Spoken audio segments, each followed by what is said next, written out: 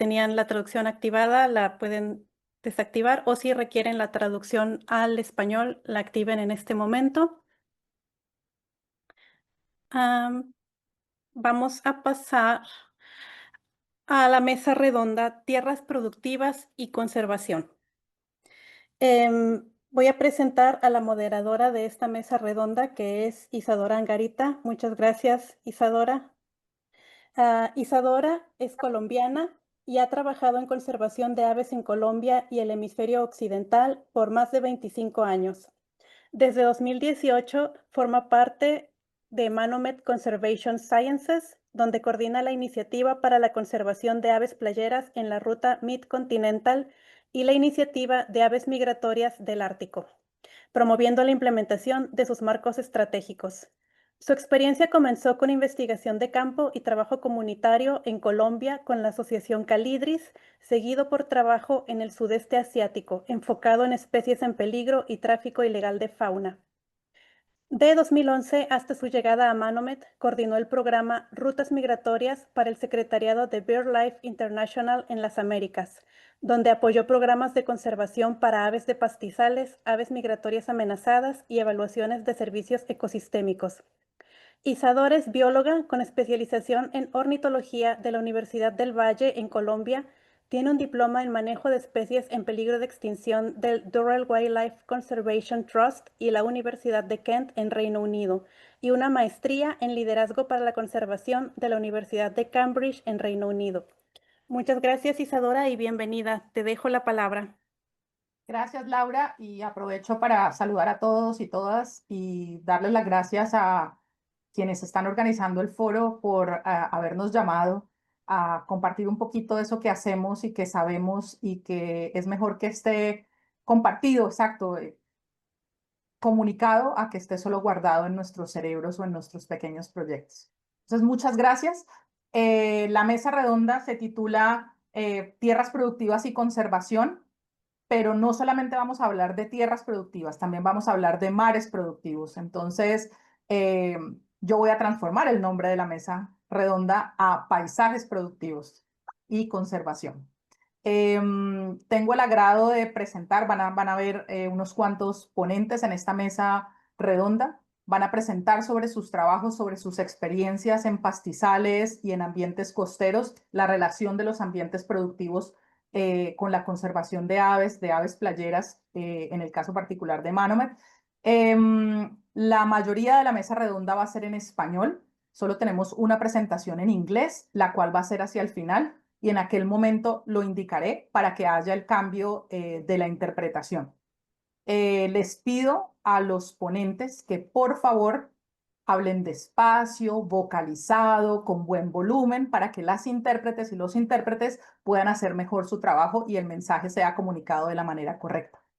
La mesa redonda, como mencioné, va a tener una serie de presentaciones y hemos guardado un tiempo para que podamos conversar en la mesa redonda, para que ustedes como público puedan hacerle preguntas a estos expertos en conservación y en áreas productivas. Entonces, vayan poniendo sus preguntas en el chat o pueden anotarlas en papel y cuando llegue el momento de la discusión, por favor, hagan sus preguntas. Sin más preámbulos, presento a la primera persona que va a presentar y para mí es un honor, un agrado presentar a mi gran colega Julia Salazar.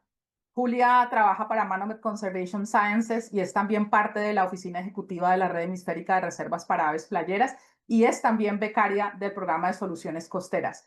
Ella es orgullosamente hondureña, creció en la costa pacífica de Honduras, y es hija de salineros. Julia es hija de productores artesanales de sal y en la finca salinera de su familia se despertó su pasión por vincular los medios de vida tradicionales con la conservación de las aves playeras. Julia obtiene una licenciatura en turismo. Si me ven mirando para acá es porque estoy mirando mis notas porque la memoria ya no me da. Julia obtuvo su licenciatura en turismo y a partir de sus conocimientos ganados en turismo creó el proyecto Sal para la Conservación. Si no lo conocen, tiene una página muy interesante, muy activa y muy movida en Instagram, la pueden seguir. Entonces, Julia crea este proyecto Sal para la Conservación en el que recibe estudiantes para que aprendan sobre la producción de sal y los ecosistemas de manglar. En su tesis de maestría, Julia profundizó en el valor ecológico de los manglares en la importancia de los manglares y el valor ecológico de los manglares en la producción artesanal de sal. Y desde el 2020, desde el año de la pandemia, Julia está con Manomed y la Oficina Ejecutiva de la Red de Reservas para Aves Playeras como especialista en conservación de sal y aves playeras. Desde este rol, Julia desarrolla buenas prácticas y herramientas para que la producción salinera sea amigable con las aves playeras.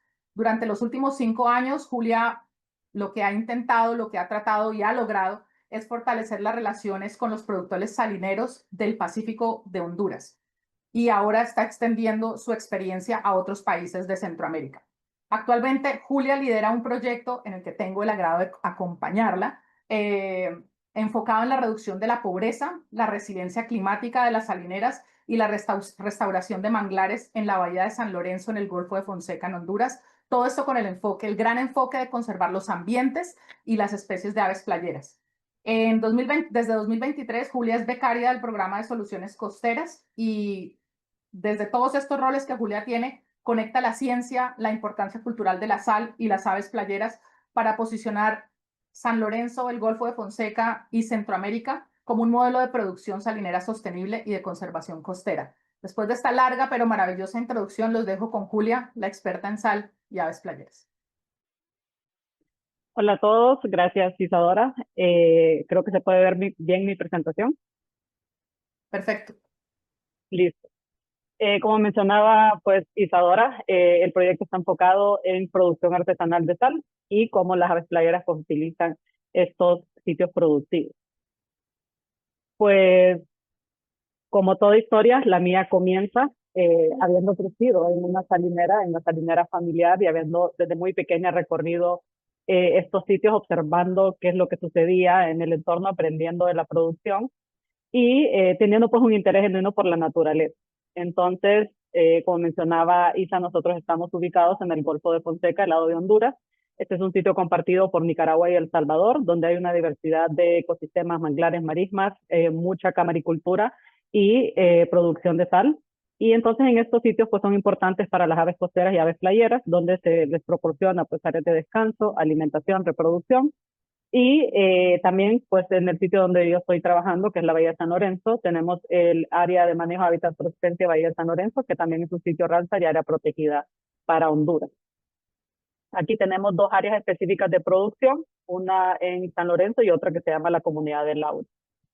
Pues para hablar de salineras hay que conocerlas primero. Entonces, las salineras son unos sistemas productivos artesanales que tienen una diversidad de lagunas, en este caso lagunas de reserva y unas lagunas de menor profundidad y más pequeñas llamadas calentadoras, donde se prepara el agua para producir sal. Y estas lagunas son precisamente el área que más utilizan las aves playas. Y luego, una vez que tenemos pues el agua preparada, podemos pasar a los platos solares, que son estas estructuras que pueden ver aquí, donde se realiza ya el proceso final de evaporación y luego la recolección de la sal. Para entender mejor, pues las salineras, como les mencionaba, en Honduras todas las salineras son artesanales. Aquí se produce sal a través de la evaporación natural del agua del mar y esta es una actividad económica que tiene más de 100 años en Honduras.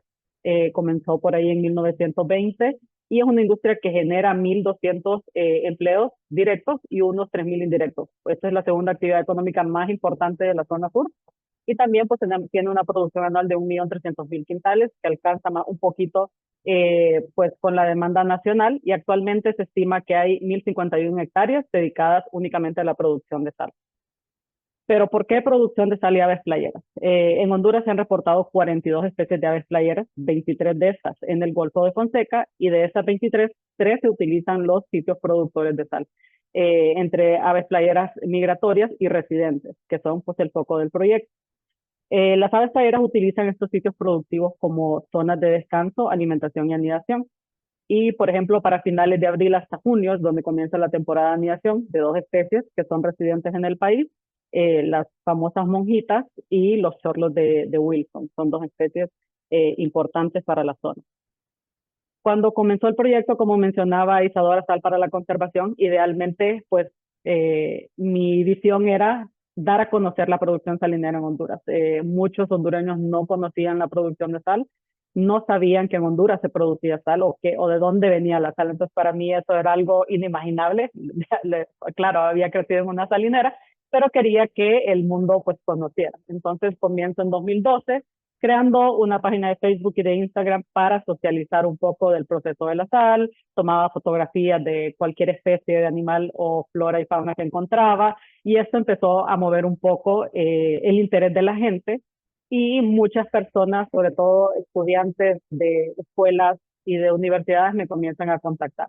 Entonces, ese era el objetivo inicial, pero una vez que comienzo ya sin nada de conocimiento sobre las aves playeras, pero empiezo ya a meterme un poco más en este mundo. Entonces, y al comenzar a trabajar en la red hemisférica en el 2020, entonces comenzamos con este proyecto de dar este siguiente paso de lo que ya había yo iniciado en la salinera familiar. Entonces, la idea era expandir esto a otras salineras. Hay aproximadamente 200 sitios de producción de sal en Honduras, y queríamos pues contribuir a tener salineras más eficientes con el medio ambiente, convertirnos de alguna forma en aliados de la producción salinera y luego poder promover la conservación de las aves playeras en las salineras.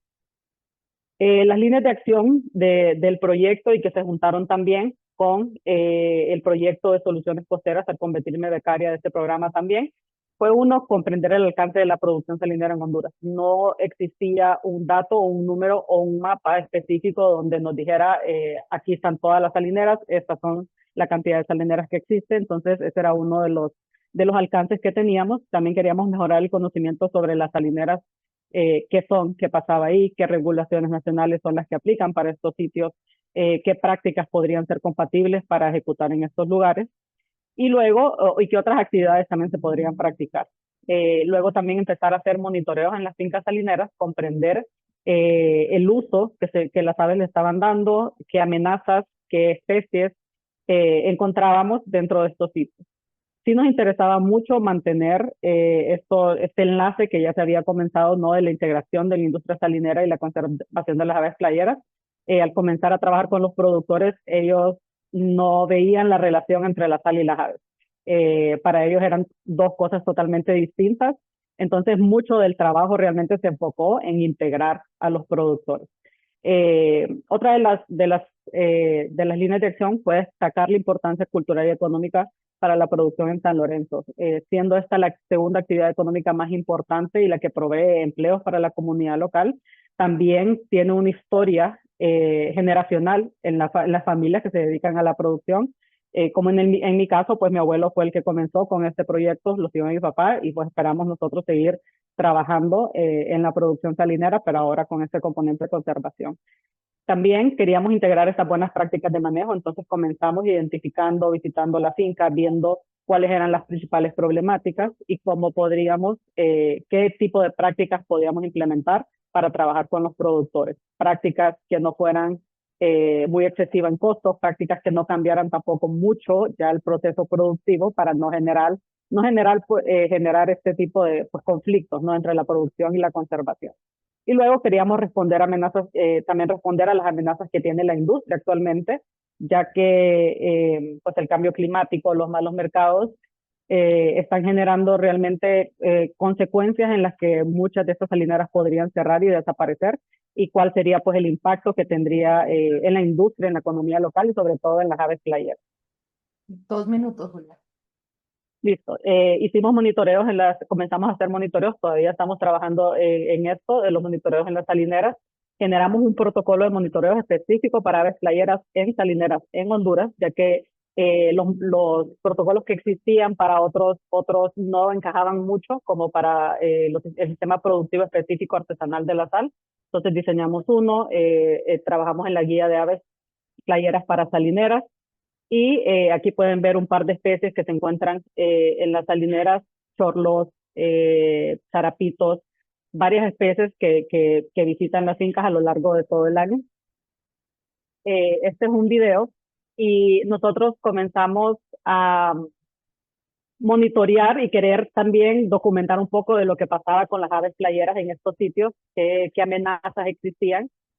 Y la verdad es que si bien tenía un enfoque científico el tema de documentar, al final, pues esto se convirtió en una herramienta para integrar a los productores, ya que una vez que estábamos en los talleres y les mostrábamos lo que habíamos encontrado en las cámaras trampa, esto generó que los productores se integraran y que se maravillaran con las especies que habían. Documentamos otro tipo de animales y también esto les generó mucha curiosidad y emoción saber qué pájaros que venían desde Alaska paraban en sus salineras. Entonces esto emocionó mucho a los productores y se sintieron muy identificados con estos animales dentro de sus fincas. Los logros que el proyecto ha tenido hasta ahora, pues uno, contamos con el apoyo completo de la Asociación de Productores de Sal de Honduras. Esta fue la primera asociación de salineros y una de las más grandes. Estamos colaborando en varios proyectos con ellos.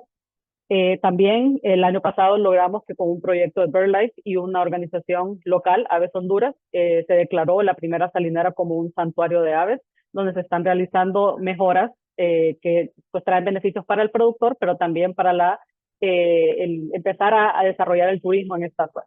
Los datos de monitoreo que hemos tenido en las salineras, que pues, nos han mostrado información interesante, los protocolos que hemos diseñado, las integraciones con diversos sectores como el sector agrícola y también el turístico. Tenemos más mujeres productoras. Este es uno de los logros que más me llena de emoción, es que el rubro salinero por muchos años ha sido manejado únicamente por hombres. Entonces, si bien tenemos mujeres productoras, pues ellas siempre estaban como a un lado en las sombras, no participando mucho, pero el hecho de que hay una mujer ahora liderando este tipo de proyectos ha traído pues emoción a estas productoras. Ahora participan, las vemos muy activas en el proyecto, tomando decisiones también.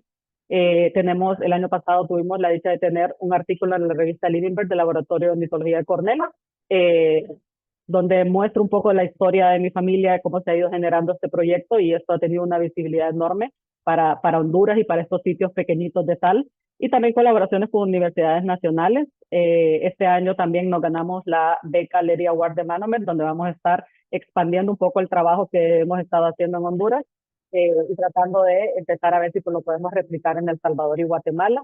Y el proyecto de la iniciativa Darwin, que ya comenzó ahorita en octubre, donde vamos a estar trabajando con la resiliencia climática con apoyo de ISA también, y trabajando el tema de los humedales y también la conservación de las aves playeras. Ahora les muestro una serie de fotografías de cómo comenzó todo el proceso. Como les mencionaba, inicialmente la integración de los productores era algo súper importante, talleres, visitando sus fincas, hablando frente a frente con cada uno de los productores. Luego la parte de integración de las buenas prácticas en temas de manejo de residuos sólidos, señalización para que los productores y trabajadores de las fincas se fueran pues socializando un poco más con el tema de las aves playeras, diseñando productos que ayudaran a la visibilización y atraer más gente al proyecto, trabajando con las escuelas locales, participando en ferias turísticas y ferias de la Secretaría de Agricultura de Honduras, charlas en muchas universidades y escuelas también. Y eso pues ha sido un proceso realmente maravilloso. Seguimos con varios proyectos, y si tienen pues preguntas, ahí están mis correos, igual las redes sociales de Sal para la Conservación, Manomet, y de la Red Hemisférica. Gracias, Julia. Magnífico proyecto con impactos no solamente ambientales, sino también sociales y económicos para los salineros y las comunidades locales de San Lorenzo. A continuación, llamo a otra colega, Salvadora Morales, mejor conocida como Salva. Salva es indígena mezquita nicaragüense, nació en Nicaragua, es ecóloga, ornitóloga, conservacionista, activista ambiental y emprendedora. Salva es especialista en conservación para el programa de rutas migratorias de Manomet Conservation Sciences. Ella ha desarrollado su carrera profesional conectando negocios basados en la naturaleza con el manejo y la conservación de las aves. Desde el 2018 lidera la implementación de prácticas amigables con las aves playeras en el cultivo de camarón en Centroamérica. Ese liderazgo lo complementa recientemente con la guía básica de buenas prácticas que han sido identificadas en los últimos 6 años. Actualmente Salva está apoyando la coordinación de la iniciativa de recuperación del ostrero americano en América Latina y el Caribe, y trabaja en el fortalecimiento de capacidades para la conservación de aves en América Latina a través de algo que les puede interesar a muchos de los jóvenes y jovencitas que están en esta mesa redonda, y es el Instituto de Carreras Ornitológicas de Manomet. Ahora les dejo el link para que comprendan de esta iniciativa. Salva, un placer escucharte hablar de todo lo que tienes para compartir con nosotros. Dale. 8 minutos es muy poco. Muchas gracias por la presentación. Voy a compartir pantalla. Uy.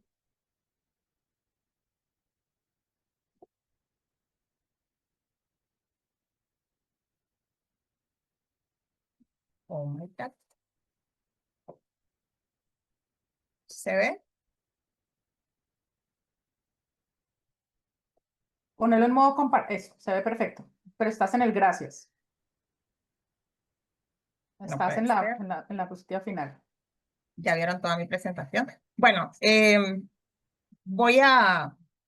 les voy a hablar rapidito de una camaronera amigable con las aves playeras, pero desde el enfoque de lecciones que hemos aprendido en todos estos 8 años de proyecto.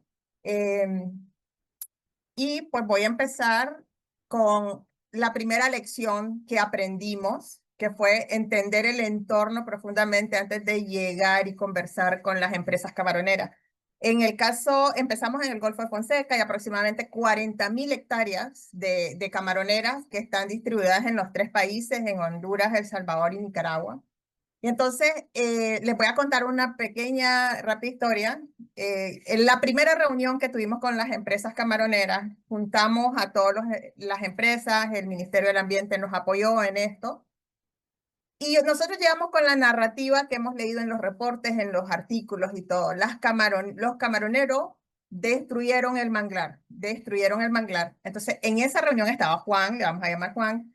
A Juan casi le da un infarto, se nos detiene, nos paró la reunión, o sea, ese fue mi primer encuentro con las empresas camaroneras, el señor se descompensa completamente y nos dice, nosotros no hemos votado el mangle.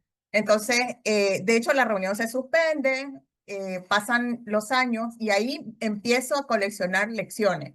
Mi primera lección fue entender por qué esa reacción tan fuerte, qué era lo que realmente había detrás de eso, ¿no? Entonces empezamos a analizar un poco, tuvimos la oportunidad con Manomet Audubon de entrar un poco más profundamente y hacer un análisis del área y encontramos, como pueden ver en la foto, qué había antes de 1985 que llegaran las camaroneras. Encontramos salitrales naturales. Estos salitrales son lagunas de invierno que se llenaban. Adivinen quiénes eran los usuarios de estos salitrales cuando estaban llenos de agua después de un invierno o de una marea muy alta. Las aves playeras, probablemente las aves acuáticas, no se tiene información de esa época. Pero esta fue nuestra primera lección, entender ese ecosistema social, económico, político en el que nos estábamos metiendo, ¿verdad? Y recuerden a Juan. La siguiente lección que aprendimos fue hablar el idioma de la industria. Y aquí nos pasó nuevamente otra historia. Yo llego a Honduras a un evento y voy detrás de tratar de conectar con los camaronicultores. Y me dicen, bueno, si hablas con el empresario más fuerte, vas a lograr que te abran las puertas todos, ¿no? Entonces me voy detrás del presidente de una de las empresas y él como que se me andaba corriendo. Al final, cuando yo lo logro encontrar, me dice, bueno, vos sos la del estante de los pajaritos. Habíamos puesto un stand dentro de una feria de camaronicultores. Entonces me dice, yo vi la palabra conservación y dije, por aquí no es, y di la vuelta. Entonces ahí empiezo nuevamente a entender un poco cómo funciona o cómo funcionan las empresas, ¿no? Entonces entendimos varias palabras a partir de ahí que empezamos a quitar de nuestro glosario y de nuestra narrativa. Amenazas, transformarlas en desafíos, no hablar de amenazas abiertamente. Conservación lo transformamos en una palabra que usamos más, desarrollo sostenible, prácticas amigables. Las necesidades, empezamos a hablar de dolores, que es el léxico que se usa en las empresas. Planes de manejo, que lo usamos más nosotros, estrategias de conservación, hablar de las buenas prácticas o gestión ambiental y consumidores responsables. Entonces, esa fue toda una lección y les cuento, habían cosas como que nos botaron reuniones porque dijimos, por ejemplo, en la estrategia de conservación del Pacífico, en algún momento nos dijeron, o entre las amenazas que se identificaron era la acuicultura. Entonces era como llegar a hablar con el productor diciéndole, vos sos la amenaza que identificamos, ¿no? Entonces nos tocó cambiar mucho todo ese léxico que estábamos utilizando. Y lo otro fue, otro aprendizaje fue el de agradecer y la humildad. ¿Se acuerdan de Juan, el que casi le da el infarto? Una vez que entendimos todo este proceso, como que realmente el ecosistema que estaba detrás de todo este conflicto eran los salitrales naturales y no precisamente los manglares, todo tiene un impacto, cabe decir. Yo llamé, le escribí a Juan, le dije, mire, disculpe, ahora entiendo su reacción hace 5 años, o sea, les estoy hablando que el proceso tardó. Y le mandé los mapas que habíamos generado, hemos hecho un estudio, le expliqué. Y ahí empezamos a conectar con Juan, realmente. Se nos abrió 5 años después, nuevamente esa puerta. Y yo creo que entre parte de esas lecciones está que estar abiertos a aprender es como súper importante, no perder esa capacidad de asombro. Aquí nosotros llegamos con 0 conocimiento, no entendíamos nada, sabíamos de aves, sabíamos de pajaritos, de hacer conteos, de hacer censos, de investigación, pero no de camaronicultura. Y ellos fueron nuestros maestros en esa área. Entonces creamos una especie de coaprendizaje.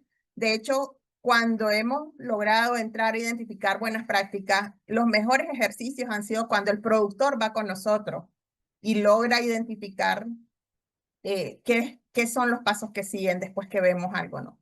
Entonces, esa fue otra de las grandes lecciones en este proceso. Y luego conectar con personas para ayudar a las aves. Realmente, al final, son trabajos que tienen que ver con cómo estamos conectando, cómo logramos conectar a las personas para poder hacer el trabajo de las aves. Y eso nos abrió las puertas para que pudiésemos empezar a entender entonces qué estaba pasando entre una camaronera. Les cuento que para entrar a una camaronera era casi como entrar a un país, necesitaba gestionar semanas antes, decir vamos a llegar, cuándo llegamos, con quién llegamos, dar tus datos.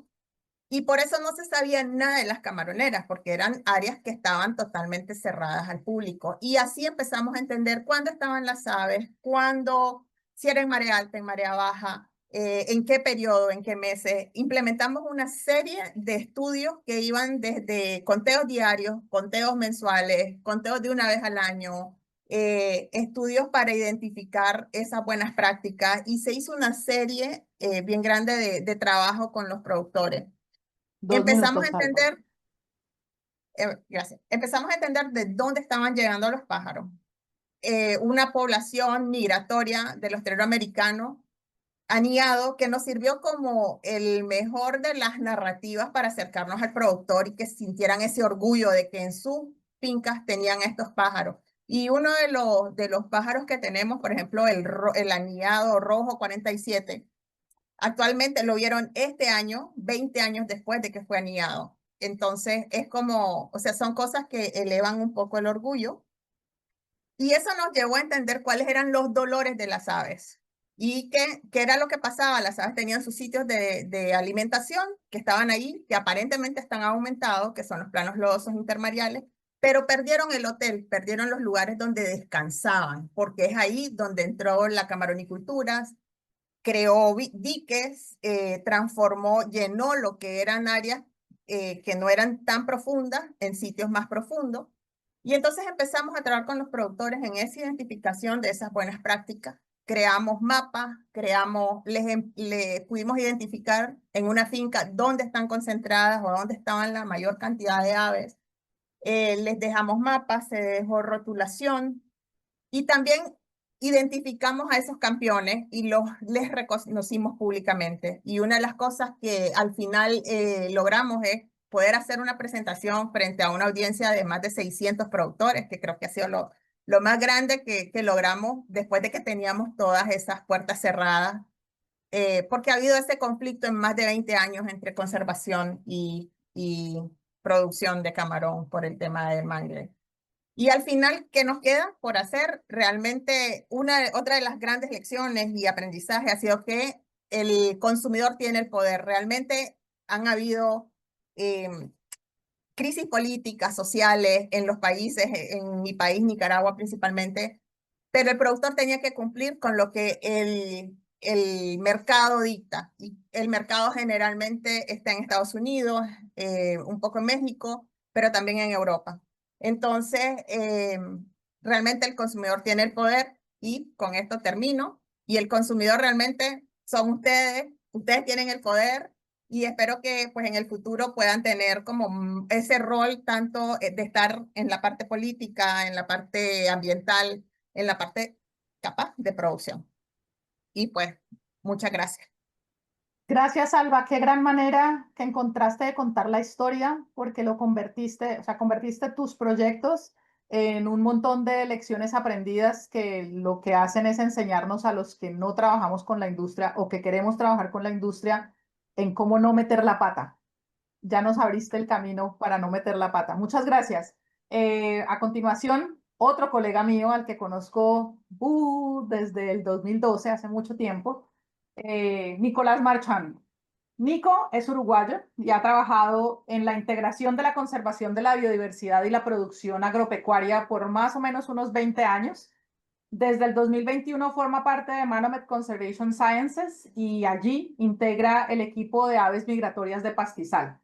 La experiencia de Nico, o la experiencia principal de Nico comienza con el desafío de liderar la integración del componente de biodiversidad en un proyecto nacional en Uruguay entre 2005 y 2012, que fue financiado por el Banco Mundial y el Fondo Ambiental Global, el GEF, y que fue ejecutado por el Ministerio de Ganadería del Uruguay.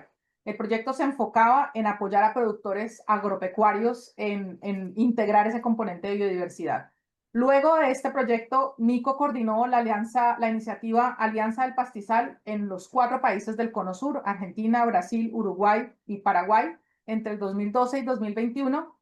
Esto fue para el Secretariado de BirdLife en las Américas, allí fue que conocí a Nico. Y en 2021 se integró al equipo de Manomet Conservation Sciences.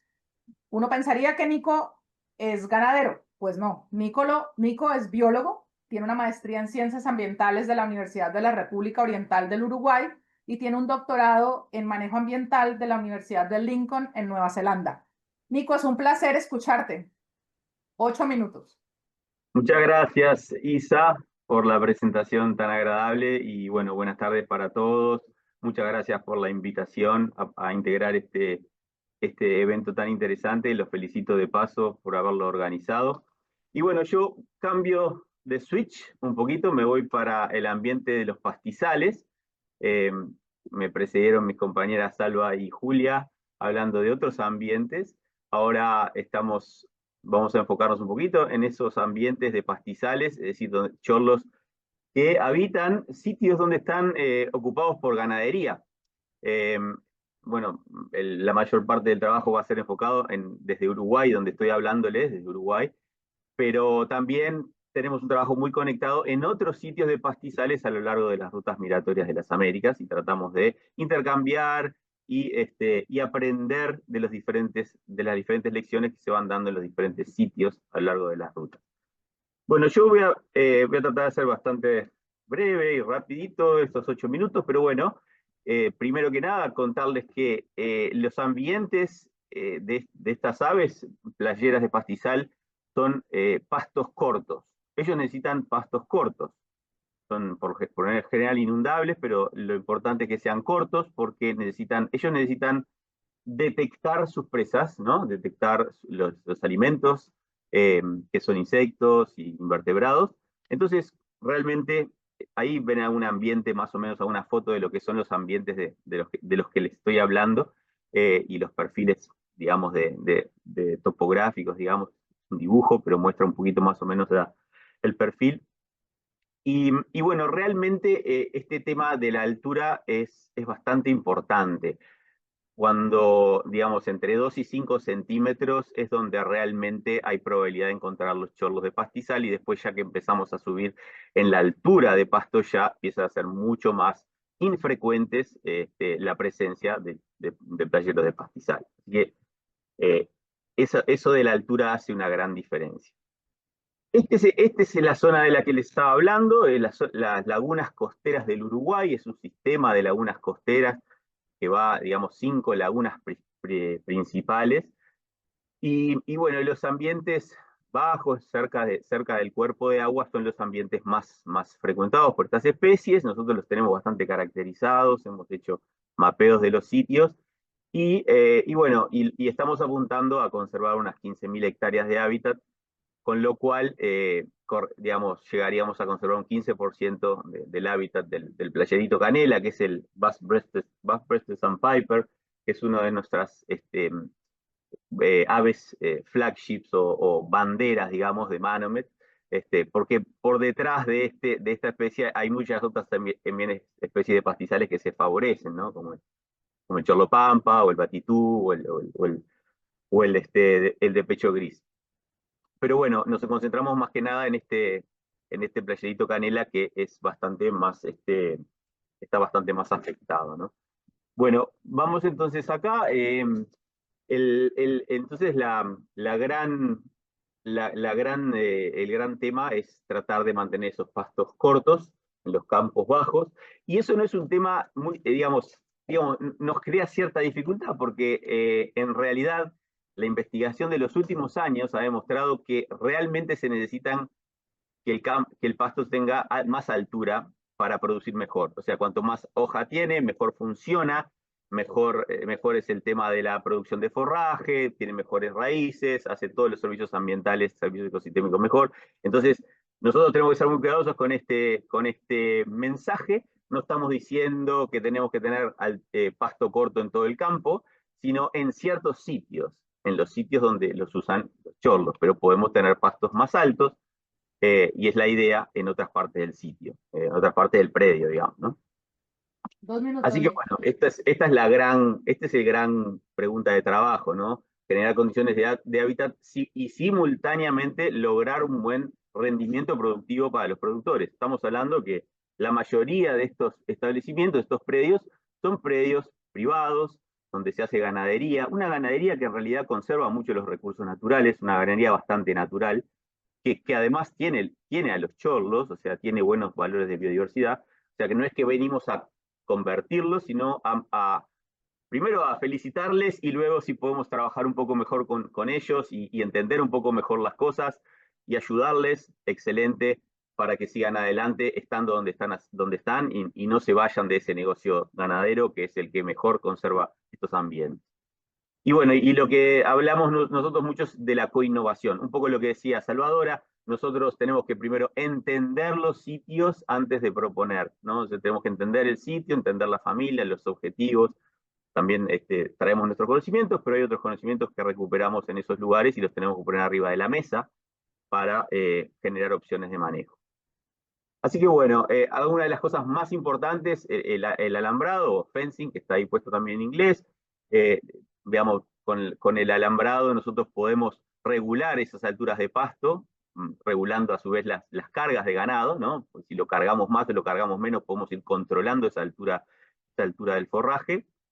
O sea que el tema de los alambrados es algo muy importante, que lo usamos mucho.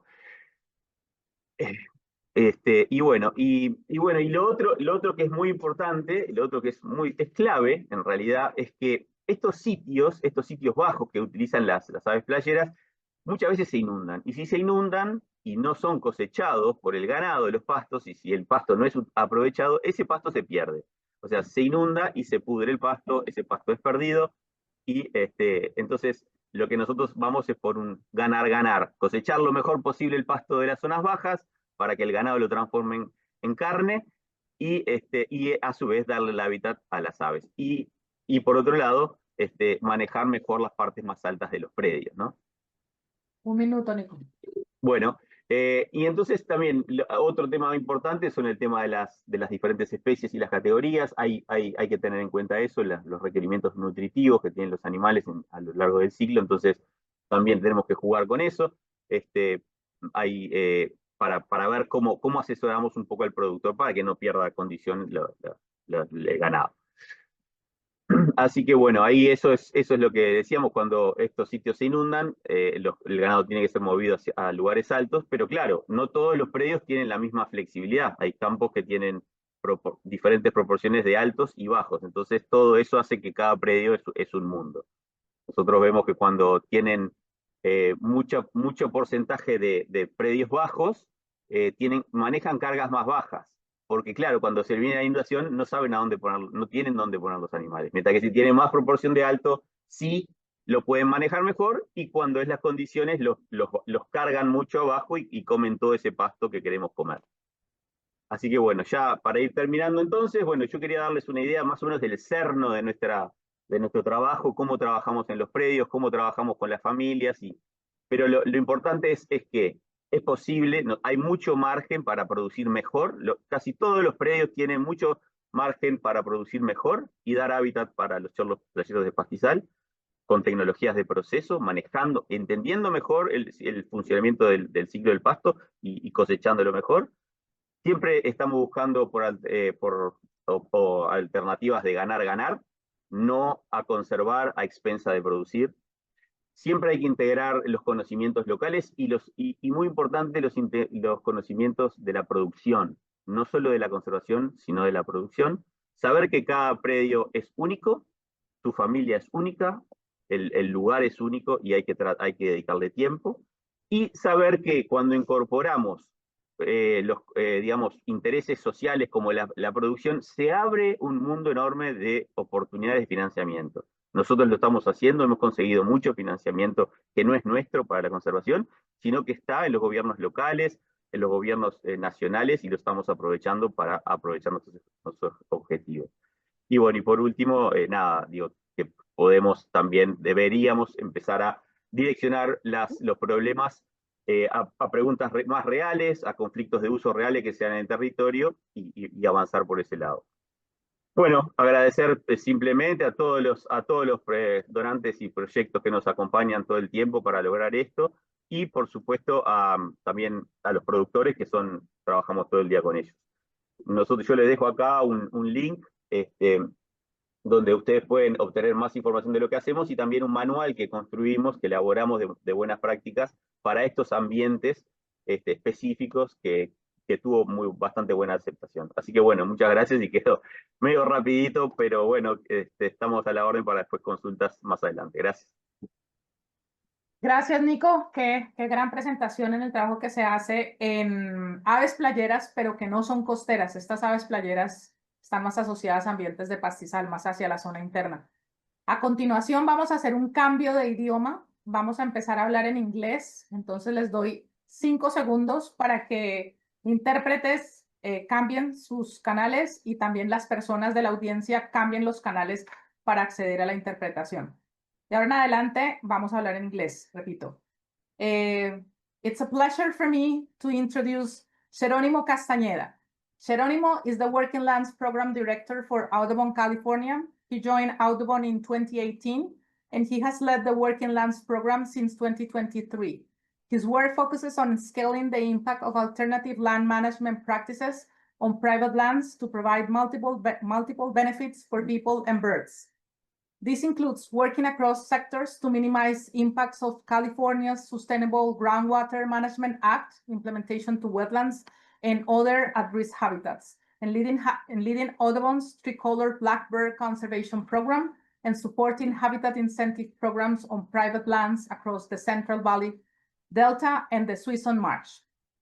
Jerónimo holds a master's in natural resource management from Humboldt State University and a bachelor's in environmental science, technology, and policy from California State University, Monterey Bay. Away from work, we can find Jerónimo mountain biking, hiking with his dog called Gren, or cooking up a tasty meal. It's a pleasure for me to give the floor to Jerónimo. Great, thank you. Do I share my screen? Is that what I need to do here? Yeah. Okay. Let me know. You're seeing the presentation? Yeah. Okay, great. Yeah, thank you for the invitation to share with you today. I'm going to be talking a little bit about our bird returns program in the Central Valley of California, where we work with both farmers and other private land managers to implement adaptive land management practices to benefit migratory birds, breeding birds, and other wildlife. So we know that the Pacific Flyway is very important for hundreds of thousands of shorebirds and millions of waterbirds on their annual path. Here we see some pathways for a whimbrel, and highlighted and circled, that's where I am in California in the Central Valley. And we see that's kind of a pinch point, so a really important place for migratory birds along the Pacific Flyway. The Central Valley is critically important. As I just mentioned, it's this pinch point along the Pacific Flyway for migratory birds.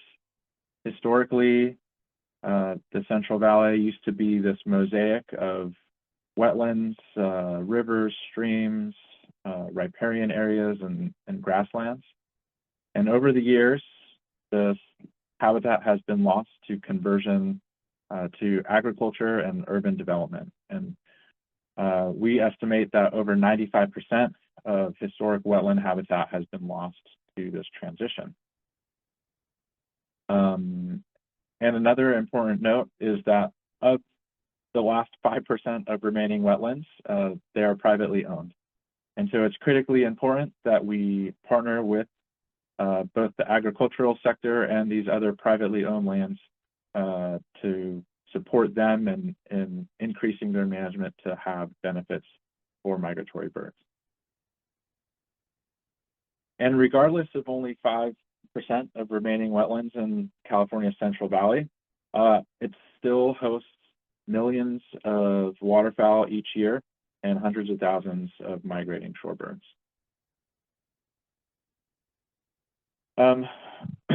Another challenge besides conversion and habitat loss is due to drought. And so California is a Mediterranean climate, and so it has cold and wet winters, followed by dry and very warm summers. And so here on the left-hand side, we see this graphic where on the x-axis we have the months of the year, and then on the y-axis we have the proportion of open water across the landscape. And really what is being highlighted here is that in these key time periods that are highlighted by the red arrows in like August and September and April and May, that's when there's the least amount of habitat or water across the landscape, but that's when we know that migratory birds are beginning to come through the Central Valley on their migration south.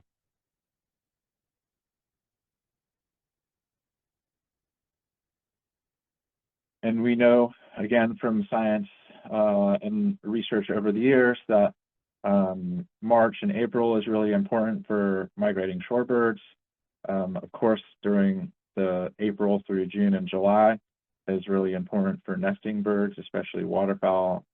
And then in the early fall, we start seeing shorebirds coming back from their northern breeding grounds.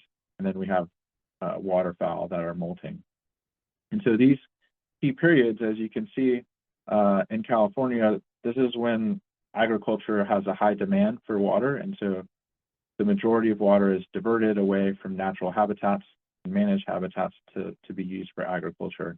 And so these birds during these critical time periods are left more or less high and dry.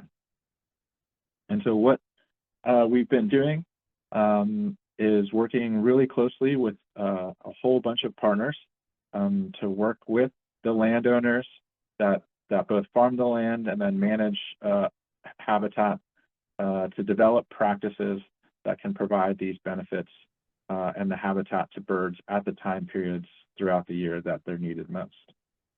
2 minutes. And so So our program has been able to really scale over the last few years to increase our impact on the ground. Again, working with key partners, both at the state and federal levels, and then with our industry partners, so agricultural association groups like the California Rice Commission, have really opened the door for us to meet landowners on the ground, to learn from them about what they can do to support migratory birds. And so through that work, we've been able to develop this bird returns program. And under that umbrella, we've created 3 or 4 programs that are really targeted to specific groups of birds. And so in November and December, we have a program that supports sandhill cranes as they move through the valley, both creating roost habitat and flooded habitat. Again, we have a spring program to support migratory shorebirds as they're coming through the valley on their journeys north. And then we also work with folks to create summer wetlands that can support breeding birds. And then again, in the fall and late summer, we have that habitat again to support the birds returning. And so looking at the valley, you know, even though we don't have this vast mosaic of wetlands and rivers and grasslands like we used to, we have another opportunity where we can transform working lands to support migratory birds if we work in partnership with the growers and learn along the way. And so with that, I want to say thank you. And if you'd like to reach out, here's my contact information, and you can follow the QR code to learn a little bit more about the program. Thank you. Thank you, Geronimo. Very interesting to hear a presentation from the north and the efforts to conserve bird habitats there. Now we switch back to Spanish. So I'm gonna give 3 seconds for interpreters and audience to change channels. Nos vamos a cambiar a español. Es el momento de abrir el panel, de abrir la verdadera mesa redonda a las preguntas que tenga esta audiencia. Por favor, levanten su mano con la opción de levantar la mano virtual, quienes tengan preguntas, comentarios, dudas, reclamos, quejas, aceptamos todo. Vamos, 1, 2, 3, 4, 5. Si no hay preguntas, yo tengo preguntas. Si a nadie le molesta. Voy a hacer la pregunta de forma general y los panelistas o las panelistas de la mesa redonda que quieran responder lo pueden hacer, y si las personas de la audiencia quieren complementar esas respuestas, estaría fantástico. La pregunta que yo les traigo es una pregunta bastante enfocada en la audiencia de este foro, y es ¿cuáles son esas necesidades que ustedes han identificado en sus proyectos que podrían beneficiarse de involucrar a jóvenes como los que hay en esta audiencia, recién graduados, personas que estén adelantando sus estudios universitarios o técnicos, que tengan perfiles amplios que abarquen más allá de la biología, como por ejemplo la arquitectura, las ciencias sociales, la ecología, el arte? Por ahí vi que alguien levantó la mano. Julia. Hola, sí. Pues me gustaría aportar un poquito a esta pregunta, y en el caso de pues, el proyecto Sal para la Conservación, realmente el proyecto nace y se abre hacia los jóvenes porque ellos comienzan a mostrar un interés en visitar estos sitios. Entonces, a raíz de eso, pues los jóvenes se han integrado mucho al proyecto, hemos dado charlas en las universidades, hacemos giras académicas con los estudiantes, los llevamos a los sitios productivos, conocen a los productores. Entonces este tipo de involucramiento también va generando esa relación que creo yo que todo profesional debe tener, sobre todo los que trabajamos en las ciencias de la conservación. No se puede hacer conservación sin el productor, sin la comunidad, sin la persona que está viviendo en el sitio que queremos proteger o que tiene algún tipo de relación con la especie que también queremos proteger. Entonces sí es importante que entendamos eso y veamos el panorama desde la perspectiva amplia, en donde si queremos proteger al ave playera que vive o que se alimenta en los sitios productores de sal, por ejemplo, tenemos que integrar a la comunidad. Y mucho de, al menos en el proyecto Sal para la Conservación, mucho que hemos visto también es que muchos de estos proyectos son productores que ya están en 70, 80 años y que entonces viene este cambio generacional en donde probablemente sus hijos o algún familiar más joven tome los proyectos. Entonces nos interesa también acercarnos a ellos, conocer a las familias, saber quién es esta persona que va a seguir liderando el proyecto. Y también en el cambio generacional también vemos que son hijos de productores que han tenido oportunidad de estudiar, de ver otras cosas y que tienen ideas nuevas también, que están un poco más abiertos al tema de la conservación. Entonces también son estos mercados o estos puntos importantes para seguir generando estas conexiones y no perder la conexión en caso de que el productor se retire o pase algo más, sí tener este contacto. Entonces, la verdad es que la juventud es un punto muy importante en los proyectos de conservación y que siempre hay que tomarlos en consideración. Gracias, Julia. Era una perspectiva que yo no había considerado cuando consideramos estas preguntas. Lo que yo había pensado para esta pregunta era más hacia todos los proyectos que ustedes presentaron son proyectos con recursos limitados, es decir, no tenemos al trillonario detrás del proyecto financiándolo y entonces algunas veces sufrimos para suplir ciertas necesidades. Por ejemplo, a veces sufrimos para suplir necesidades de investigación o necesidades de trabajo, por ejemplo, no sé, en escuelas. Entonces, desde ahí venía un poco mi pregunta. Si estos proyectos podrían ofrecer, no estoy diciendo que sea así, pero si los proyectos podrían ofrecer oportunidades para que jóvenes interesados y con diferentes perfiles pudieran hacer, no sé, sus prácticas profesionales, sus tesis de grado, sus primeros trabajos en estos esquemas de proyecto. Supongo que la respuesta es sí, pero más allá de si la respuesta es sí, yo quisiera escucharlos a ustedes y la audiencia no veo levantando mucho las manos, entonces quizás explorando esto podemos ayudar a responder ideas o dudas que tengan ellos allí. Si ustedes han identificado dentro de estos proyectos esas necesidades de las que les menciono y cómo ven supliéndolas. Y alguien más que no sea Julia. Salva. Yo no encontré dónde levantar la mano. Miren, yo creo que es esencial la participación y de hecho en estos 8 años, hemos tenido una buena cantidad de jóvenes que han participado con nosotros como voluntarios. Y el espacio está súper abierto, o sea, realmente hay muchas actividades en donde se hacen los conteos, en donde hay ese espacio para los jóvenes que participen, pero también luego hay un post, ¿no? Y que es una necesidad enorme, el de limpiar datos, el de procesarlos, todo una ventana de actividades que muchas veces se desaprovecha realmente. Entonces, también aprovecho para comentar, tenemos a nivel de Centroamérica los censos centroamericanos de aves acuáticas, el Migratory Shorebird Project, que hacen una vez al año, se hacen conteos en los mismos sitios y ahí hay una oportunidad, hay una ventana y eso nosotros lo conectamos con todas las actividades que estamos haciendo con los productores, pues, y así que pues la ventana está abierta. Bien, Salva, gracias. Antes de seguir, Jerónimo respondió por chat, entonces quisiera que, no sé, Varini, a Laura o hasta yo lo puedo hacer, generar la traducción del chat en español. Gracias. Nico, creo que levantaste la mano. Sí, muy cortito para complementarlo un poco lo que se estaba reflexionando. Creo que es obviamente el tema de tener jóvenes que se puedan acercar a todas estas iniciativas es valiosísimo.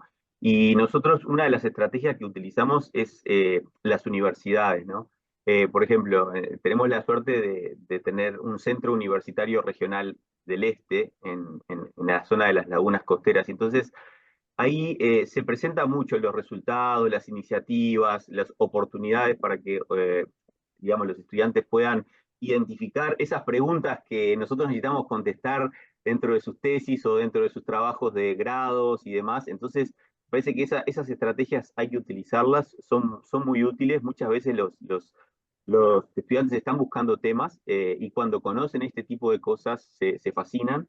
Y bueno, y después también, obvio, y tenerlos siempre presentes para cuando algún proyecto que tenemos, que los podemos involucrar, podemos meter dentro de esos presupuestos. Y bueno, y después el otro punto que me parece muy importante es que la sucesión generacional no solo es importante desde el punto de vista de los estudiantes que vienen a hacer el proyecto de conservación, sino también en las familias de productores. Nosotros intentamos incluir a la familia también, porque también no solo al tomador de decisión, al dueño del campo, es muy importante que la señora, que los jóvenes estén participando y se apropien de todo esto, porque muchas veces lo agarran hasta mejor y son los que después terminan empujando todas estas iniciativas con muchísimo más fuerza, porque son los que vienen con una impronta diferente ya, ¿no? De hacer las cosas diferentes. Así que bueno, quería complementar eso. Gracias, Nico. María Elisa, estamos sobre el tiempo, entonces creo que para ser respetuosos con quien sigue, creo que sigue alguien más, deberíamos cortar aquí, ¿verdad? Sí, en realidad, bueno, tenemos ya la sesión de cierre, pero sí les agradezco esa puntualidad. Entonces, me ha encantado escucharles y también les invito de repente, puedan conectarse con ustedes por otros medios a través de LinkedIn y todo eso. De repente eso puede ser una buena forma para continuar esa conversación. Sí, gracias María Elisa y gracias a todos y a todas quienes hicieron parte del panel y quienes estuvieron en la audiencia. Para nosotros, o sea, creo que puedo hablar en nombre también de los panelistas, fue un placer compartir estos conocimientos. No nos gusta guardarnos nada, se trata de compartir porque nosotros ya empezamos a ser la antigua generación y hay que empezar a formar a las nuevas generaciones. A través de María Elisa, supongo yo, se pueden compartir nuestros correos electrónicos, estamos abiertos a que nos contacten, nos encantaría que nos contacten. La Red Hemisférica de Reservas para Aves Playeras y Manomet Conservation Sciences y Audubon, que estuvieron sentados en el panel, tienen diferentes herramientas y grupos e iniciativas de las cuales ustedes como audiencia pueden aprender, pero también a las cuales se puedan vincular. Entonces, que esto no quede aquí, que esto no quede en escuchar unas cuantas presentaciones, sino en tocar la puerta y decir estoy interesado en saber más, no necesariamente no siempre en trabajar y en vincularse, sino simplemente en saber más. Ahí estamos para atendernos. Gracias. Genial, muchísimas gracias Isadora.